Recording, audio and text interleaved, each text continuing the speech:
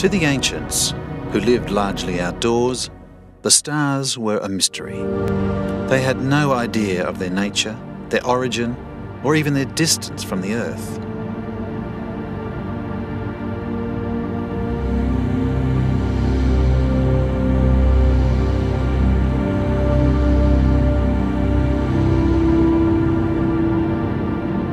Starlight carries more clues than you would at first expect. By studying it and combining it with our knowledge of matter, we can gain an insight into stars.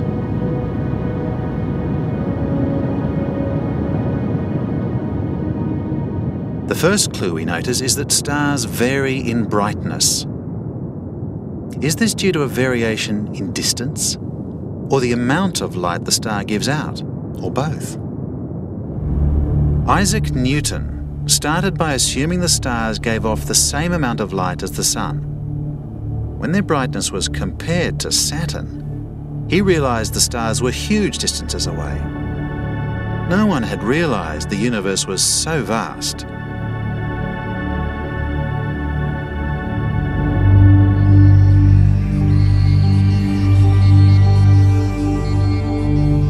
In the 19th century, telescopes confirmed what early astronomers had suspected. The closest stars appear to move back and forth against the more distant ones as the Earth orbits the Sun. This apparent movement, known as parallax shift, can be used to calculate the star's distance from the Earth. The further a star is away, the smaller its parallax angle. For stars more than 300 light-years away, the angle is so small that not even modern telescopes can measure it accurately. So parallax angle is only useful for measuring the distance of the closer stars.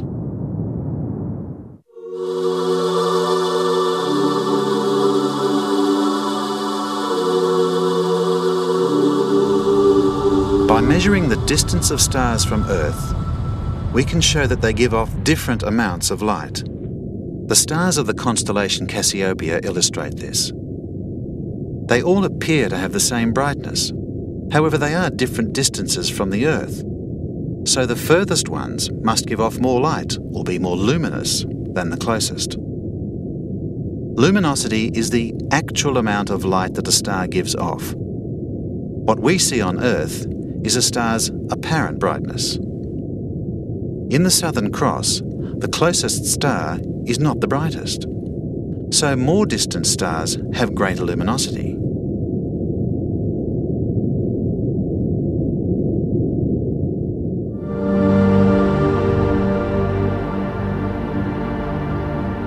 Astronomers have always been intrigued by stars whose brightness varied over time. They found that some are binary systems, where a dim star eclipses a bright one. Some stars are orbiting a black hole, with gases being pulled off in great streamers. They are distorted, and therefore brighter from one angle than another.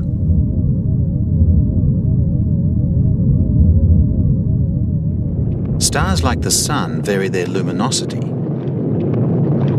Every 11 years, sunspots increase their activity, and the Sun becomes slightly brighter.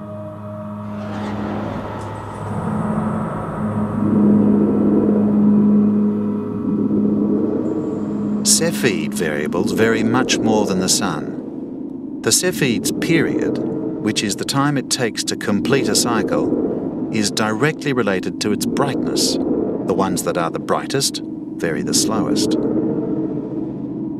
Using various methods, astronomers worked out the approximate distance of certain Cepheids from Earth. This made it possible to calculate the distance of any other Cepheid by looking at its period and its brightness from Earth. So, if we want to know how far away a cluster is, we look to see if it contains a Cepheid.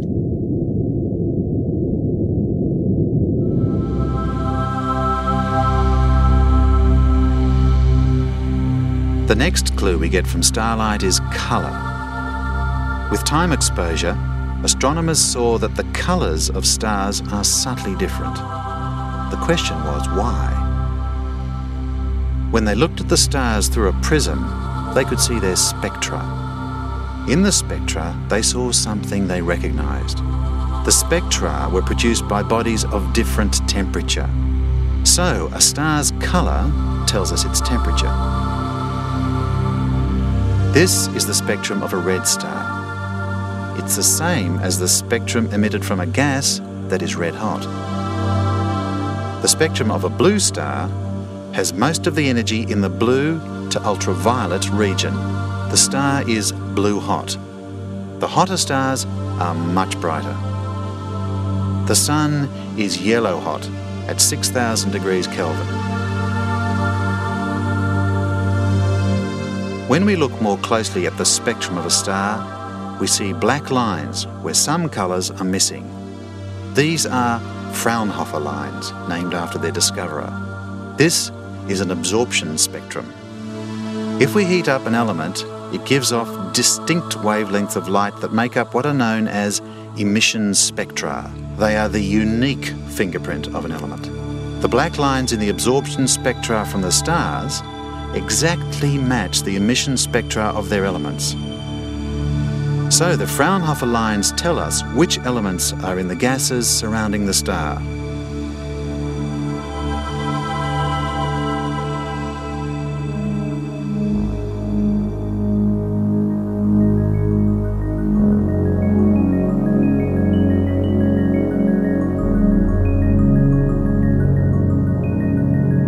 When astronomers first examined the spectra from the Sun, they found that it is made of hydrogen and helium.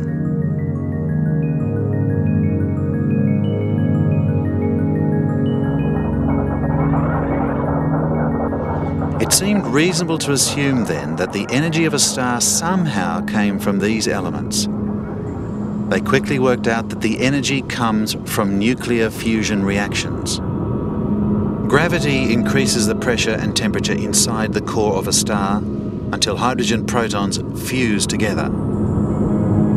Then one of them decays to a neutron. Another proton fuses, forming helium-3. Then two helium-3s fuse to become helium-4. In this process, some of the mass is lost and converted into a vast amount of energy by radiation. This radiation and the expansion of the hot plasma balance the contraction caused by gravity. The fusion reaction happens only in the core where it is hot enough and the pressure is immense. High-energy gamma rays are given off, but they cannot go straight out to the surface because they bounce around randomly inside the star. It may take 10,000 to 1 million years for the light to eventually reach the surface. In this time, the wavelength changes to mainly visible light.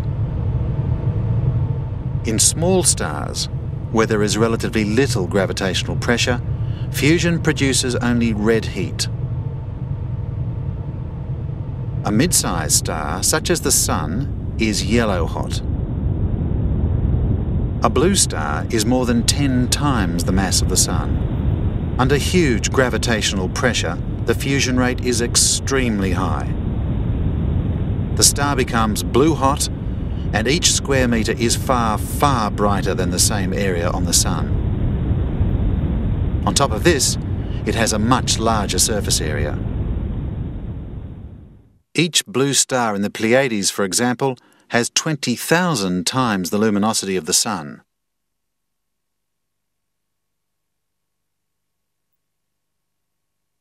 In the 1920s, astronomers plotted the colour or temperature of stars against their luminosity in what is known as an HR diagram. Our Sun has a solar luminosity of 1 and a temperature of 6,000 degrees Kelvin. Stars cooler than the Sun are dimmer, while hotter stars are brighter. These are referred to as main sequence stars. But standing out from this logical order were some dim but hot stars. They can only be dim because they are small. In these so-called white dwarfs, normal fusion has ceased. Also puzzling are bright red stars. How could this be? If they are bright, they must have a large surface area to give off that much light, so they have to be big. But big stars should be blue, not red. So these red giants can't have the normal hydrogen fusion reaction either. We begin to solve these puzzles by plotting the stars of several different clusters. Clusters are born in nebulae. They are giant gas clouds of hydrogen and dust and are only just beginning to form stars. If we plot these stars on an HR diagram, we see that they are relatively cool. Only some of the stars have begun their fusion reactions. The gas in a nebula continues to collect and form stars to become an open cluster. We know that open clusters are relatively young because there are still hydrogen clouds between the stars. All of the stars in this cluster are on the main sequence. A globular cluster is old. There is no hydrogen between the stars. We see no blue or white stars, but there are red and yellow stars, as well as red giants and white dwarfs. This suggests that the blue and white stars have used up their fuel and disappeared long ago. Further observations reveal that stars move through various life stages. Yellow stars become red giants and then white dwarfs.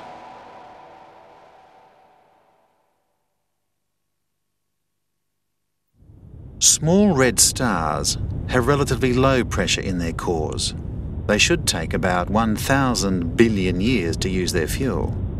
Then they should cool and shrink, becoming black dwarfs. There are probably no black dwarfs in the universe, as the universe is just not old enough. The Sun is 5 billion years old. Yellow stars stay unchanged on the main sequence for about 10 billion years.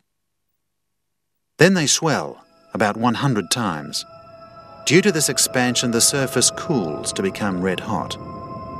At this stage, they are known as red giants. They still give off a lot of light because they're so large. Then, as this star shows, the red giant blows away its outer mantle of red-hot gas, leaving a white dwarf in the centre. White dwarfs are white-hot, but their surface is smaller than the Earth. They can't give out much light, so they appear dim. Let's look in detail at the life of a blue star. After only 1 million years or so, the hydrogen in the core is used up. The reaction stops and the star collapses, heating up both the core and the gas envelope. Under compression, hydrogen gas in the envelope starts fusing. It heats and expands to form a supergiant. The really big ones become white giants. The somewhat smaller ones end up red. In the core, compression produces enough heat for helium to fuse to carbon and oxygen. Taking 1 million years to complete, this is the first of a sequence of increasingly rapid fusion reactions that produce a series of elements. Each time a fusion reaction in the core runs out of fuel, the star collapses under the force of gravity. With each collapse, the core gets hotter, until the next reaction is triggered and the star undergoes massive expansion.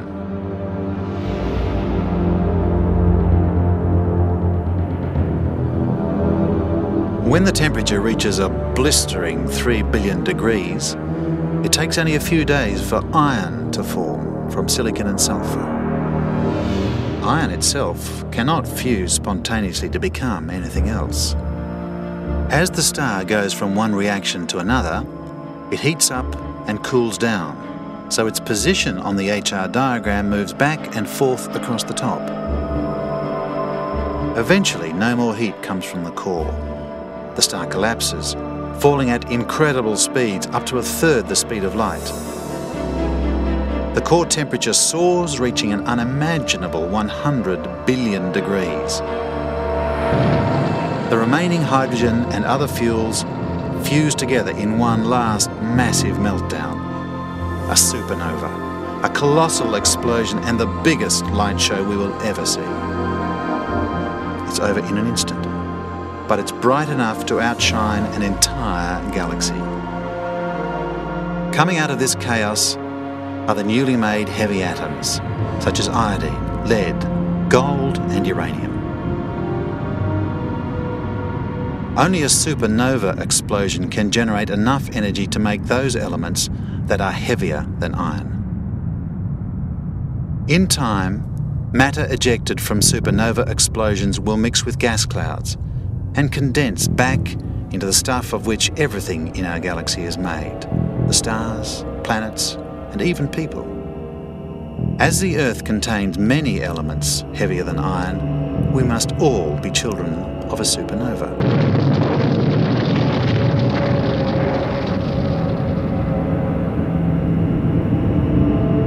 For all their spectacle, most supernovae leave a faint and very modest memorial, a neutron star only a few kilometres across.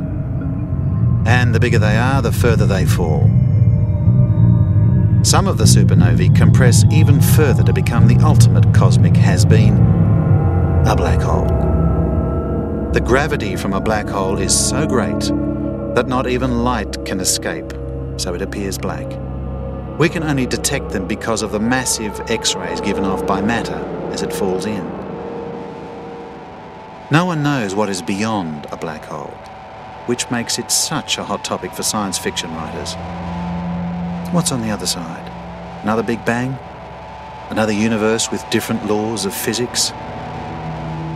Ever since the beginning of time, we have looked to the stars and wondered about their origins, little knowing that we have much in common. Through analysing starlight, we can work out what goes on inside them and what their future may be. And we now know we're all made of the same stuff: stardust.